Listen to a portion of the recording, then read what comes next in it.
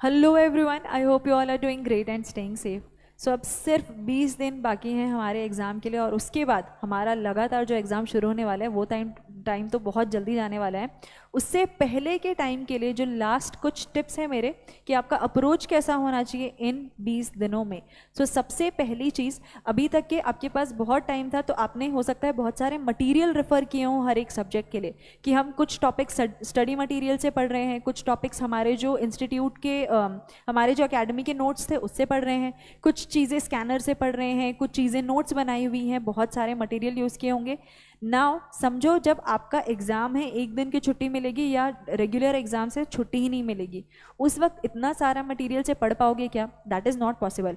अब वहाँ पर दिक्कत आती है स्टूडेंट्स को कि पहले से इतने सारी चीज़ों से पढ़ने की आदत थी, अब क्या करें? तो ये जो लास्ट 20 डेज़ है ना, उसमें आपको पूरा फिल्टर करना पड़ेगा कि आप एक दिन में वो सारी चीज़ें जो पढ़ने वाले हो वो कौन से मटेरियल से रेफ़र करोगे। अगर आपको चीज़ों का समरी में पहले देखना है, जो भी आपका एक बेस डॉक्यूमेंट है जिससे आप पढ़ने वाले हो, फॉर एग्जांपल आप अपने नोट से पढ़ने वाले हो, तो वहाँ पर आप चैप्टर के एंड में जो भी चीज़ें दूसरे मटेरियल से पढ़नी है वहाँ पर आप नोट डाउन कर लोगे कि मुझे इस चैप्टर में ये सारा हो गया, अब आगे की चीज़ें मुझे स्टडी मटेरियल से पढ़नी है, या फिर स्कैनर का क्वेश्चन नंबर 5, क्वेश्चन नंबर 11 मुझे देखना है।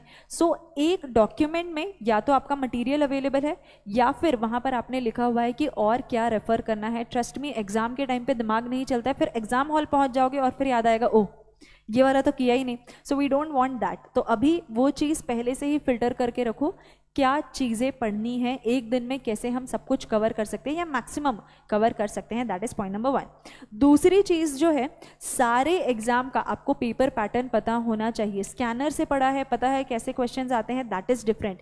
किस फ्लो में क्वेश्चंस आते हैं, चैप्टर नंबर 1 क्वेश्चन नंबर 1 जो होता है, 4 क्वेश्चन है, उसमें कितने मार्क्स के आते हैं, किस तरीके से क्वेश्चन पूछा जाता है। 2-3 अटेम्प्ट लास्ट के अगर आप उनके क्वेश्चन पेपर उठा के देखोगे, मैं सारे सब्जेक्ट की बात कर रही हूँ क्योंकि हर एक सब्जेक्ट में अलग तरीका होता है सवाल पूछने का। कुछ सब्जेक्ट में कॉमेंट बेस्ड क्वेश्चन ज़्यादा होंगे, कुछ में केस स्टडी क्वेश्चन ज़्यादा होंगे। So you have to see the flow of the question paper, the structure of the question paper.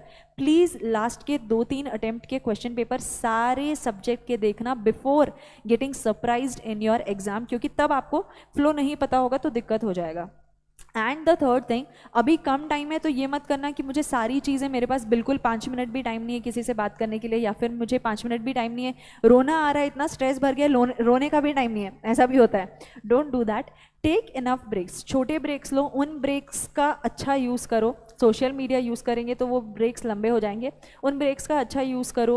Go for a walk, do some physical activity, do meditation, journaling, जो भी करते हो, किसी से बात करना है, जो भी करना है कर सकते हो। टेक इनफ स्मॉल ब्रेक्स, बहुत ज़रूरी होता है। 2-3 घंटे पढ़ा, 5-10-15 मिनट का ब्रेक लिया, 3 घंटे पढ़ रहे हैं उसके बाद लंच ब्रेक लिया तो थोड़ी ज़्यादा देर का लंच ब्रेक ले लिया। Breaks are very important, because अभी 1-2 दिन के लिए नहीं पढ़ना है ना, 1 महीने तक हमें ये जो एनर्जी अभी है वो 1 महीने तक चला के रखनी है। So you have to ensure that your body is supporting you in this. Okay, so ये 3 छोटे छोटे टिप्स थे मेरे तरफ से, बहुत quickly I try to give it to you and these are very important to summarize. सबसे पहली चीज़, आपको फिल्टर आउट करके रखना है क्या चीज़ें आपको एग्जाम के दिन पे रेफर करनी है। सारा मटेरियल उस वक्त डिसाइड नहीं कर पाओगे, that is point number 1। Point number 2, आपको सारे सब्जेक्ट का पेपर पैटर्न पता होना चाहिए, किस तरीके से सवाल पूछे जाते हैं हर एक सब्जेक्ट का, पूरा शुरुआत से आखिरी तक एक दिन बैठ के सारे सब्जेक्ट का, जो जो सब्जेक्ट करते जा रहे हो उसके क्वेश्चन पेपर्स भी साथ में देखते जाओ। And the third thing, you have to take enough small cute breaks.